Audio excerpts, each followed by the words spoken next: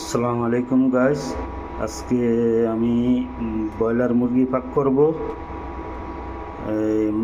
আমি মুরগি এখন এই লবণ হলুদ মরিচ দিয়ে মেখে রাখছি। হ্যাঁ, এই আমি প্রাইবন হিটে দিছি, প্রাইবন হিট হয়ে গেছে। এখন তৈল ছাড়বো, প্রাইবনে এখন তৈল ছাড়বো।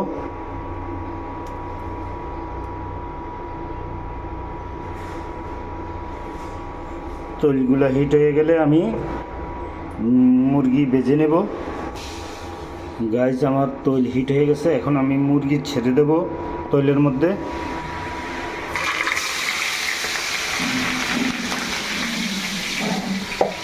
আমি মুরগি দিয়ে দিচ্ছি।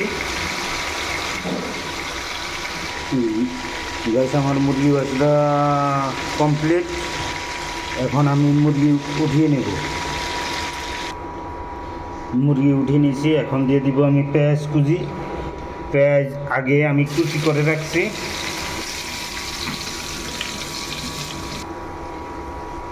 পেঁয়াজ কুচি একটু ইয়ে হয়ে আসছে। এখন দিয়ে দিব আমি রসুন কুচি,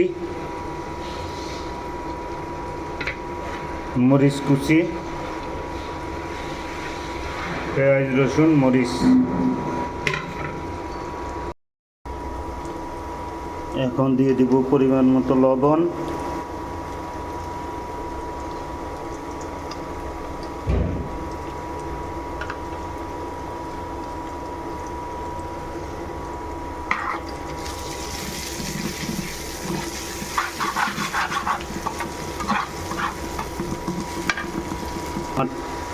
আমার টমেটো পেঁয়াজ একদম গলে গেছে। এখন একটু পানি দিয়ে দিব, হালকা পানি দিয়ে দেব।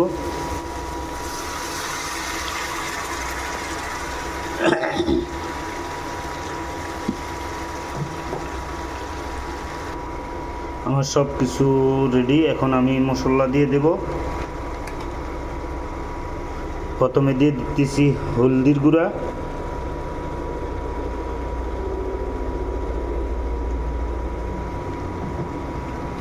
তারপরে দিতেছি মরিচের গুঁড়া,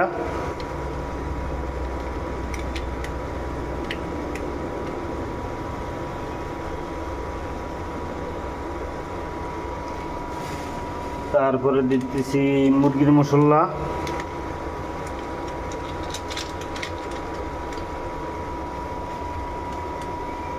গরম মশলা,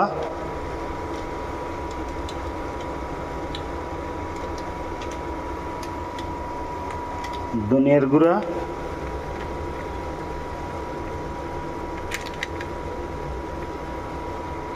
আমার মশলা দেওয়া শেষ। মশলা দেওয়ার পরে আমি আস্তে কষাই নেব। কষানোর আমার সব মশলা কষানো শেষ। এখন আমি দিয়ে দেব আলু। আলু দিয়ে দিচ্ছি। আলু কষানোর পরে তারপরে দিয়ে দেব মুরগি। আলু সেম ভাজার মতো হয়ে গেছে। এখন আমি মুরগি দিয়ে দেব, সব মুরগি দিয়ে দেওয়ার পরে আমি দিয়ে দেব পানি। আমি মুরগি দিয়ে দিচ্ছি।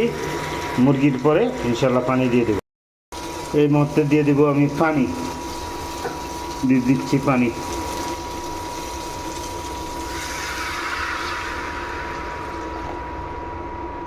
ইনশাল্লাহ 10 মিনিট পরে আমার পাক কমপ্লিট হয়ে যাবে। পাক কমপ্লিট হওয়ার পরে দেখাবো ইনশাআল্লাহ।